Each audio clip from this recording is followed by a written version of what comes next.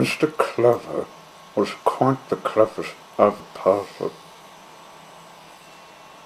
The cleverest person in the world, and he knew it. For I am so very clever, he used to say, told himself more often than not.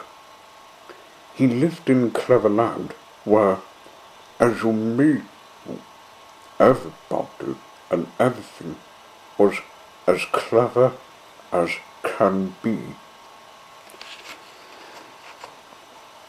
In Cleverland, Clever Cheese managed to cook apples and oranges at the same time.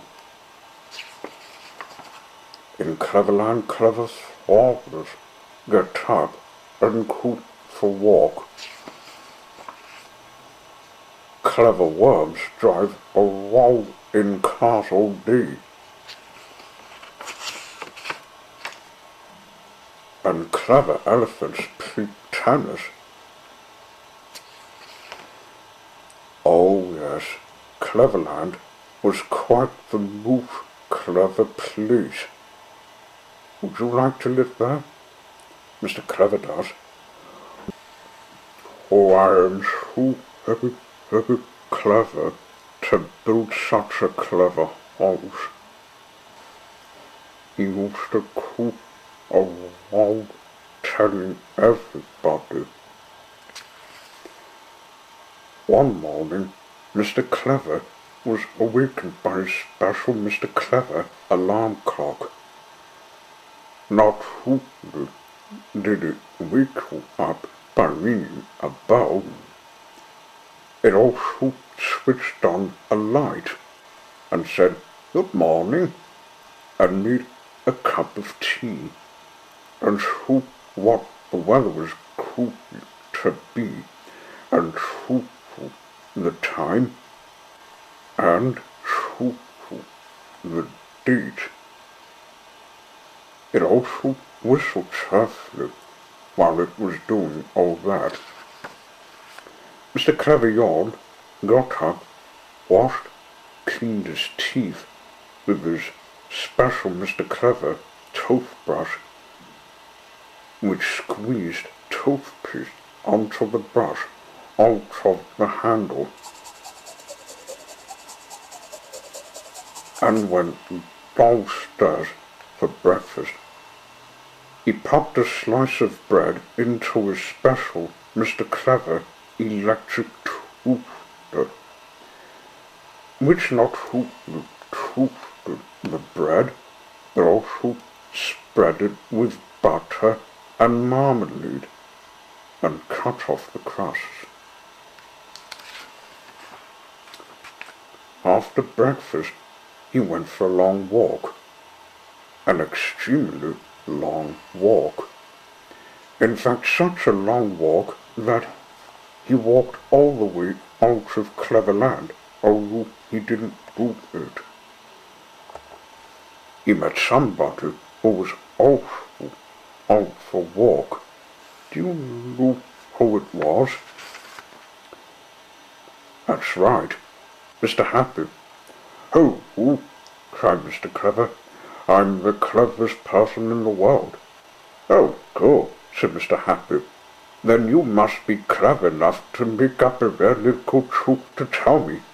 He laughed. "Jokes make me happy," he explained.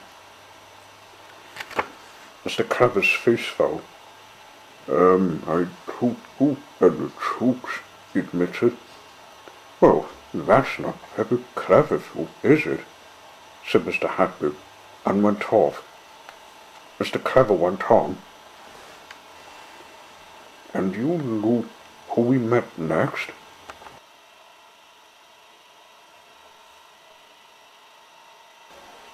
"That's right, Mr. Greedy." "Oh, cried Mr. Clever, "I'm the cleverest person in the world." "Oh, good," said Mr. Greedy. "Then you can tell me the recipe of the world's most delicious dish." He licked his lips. "I like food," he exclaimed. Mr. Clever's face fell. "I can't cook," he admitted, "and I took any recipes." "Well, that's not very clever, though, is it?" said Mr. Creepy, and went off in search of food. Mr. Clever went on, and who do you think he met next?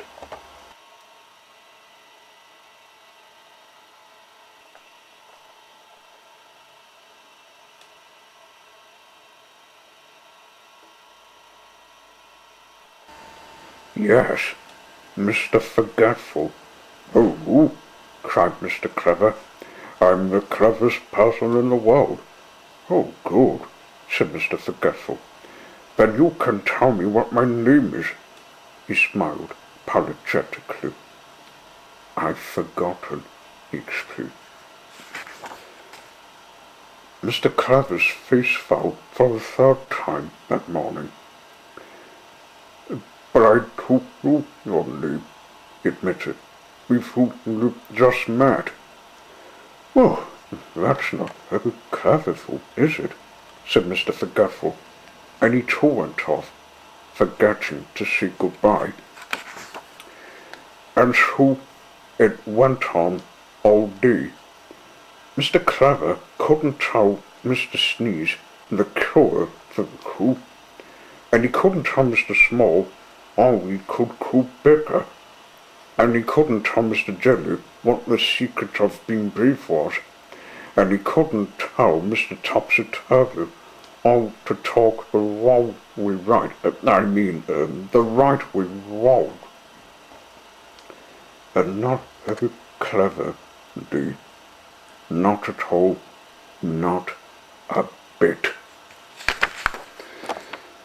As by now, he wasn't feeling anything like the cleverest person in the world. Mr. Clever decided he'd better go home. He passed a pair of worms who were having a chat. "Who's that?" asked one worm. "That," replied the other worm, "is Mr. Clever, the cleverest person in the world. On his way home to Cleverland." The first worm thought, "Oh, he can't be that clever," he cried. "He's going the wrong way."